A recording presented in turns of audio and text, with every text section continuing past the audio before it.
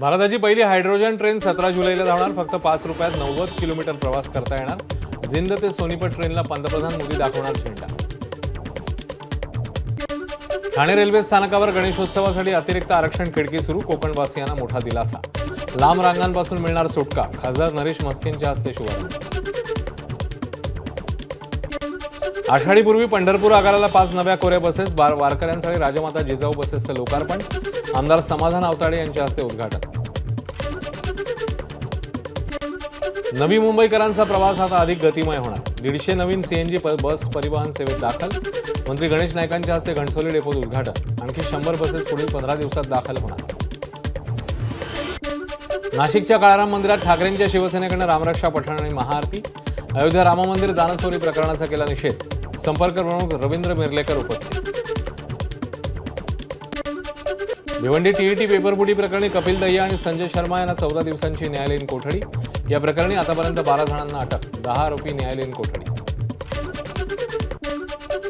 जालना औद्योगिक परिसरात खासगी बस चालकाला मारहाण. तरुणीला जबरदस्तीने बसमधून उतरवण्यासाठी तरुणानं बस अडवली. चालकाने जाब विचारताच तरुणाकडून शिवीगाळ. बदनापूर पोलीस ठाण्यात आरोपी विरोधात गुन्हा दाखल. मीरा रोडच्या अक्वेरियस टॉवरमध्ये मध्यरात्री मीटर बॉक्सला भीषण आग. अग्निशमनकडून 104 रहिवाशांची सुखरूप सुटका. 21 जण धुरामुळे रुग्णालयात दाखल. महापौर डिंपल मेहता आणि उपमहापौरांनी रुग्णालयात जाऊन घेतली जखमींची भेट. भिवंडीत धोकादायक यंत्रमाग कारखाना कोसळला. 2 कामगार किरकोळ जखमी. जेवणाच्या वेळेमुळे मोठी जीवितहानी टळली. कारखान्याला आधीच नोटीस बजावली होती, मात्र कारखाना सुरू ठेवल्यानं कारवाईचा इशारा. नाशिकच्या मनमाडमध्ये पावसाची उसंत. बळीराजाची खरीपाच्या पेरणीची लगबग सुरू. मका, बाजरी, भुईमूग आणि मुगाची पेरणी. शेतकऱ्यांना अजूनही मोठ्या पावसाची प्रतीक्षा. हिंगोली जिल्ह्यात पुन्हा भूकंपाचे सौम्य धक्के. 3.5 रिश्टर स्केल तीव्रतेची नोंद. जीवितहानी नाही, मात्र नागरिकांमध्ये भीतीचं वातावरण. भंडाऱ्यातून नाशिकच्या कंपनीचा 2.5 metric ton bogus bio DAP खतसाठा जप्त. कृषी विभागाच्या भरारी पथकाची पवनी. तालुक्यात कारवाई. कंपनी मालकासह 5 जणांविरोधात पवनी पोलिसात गुन्हा दाखल.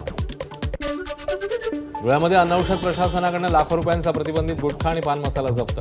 सांगवी ते शिरपूर जाणाऱ्या वाहनातनं जवळपास 7,53,440 रुपयांचा मुद्देमाल जप्त. वाहन चालकासह 3 जणांविरोधात गुन्हा दाखल.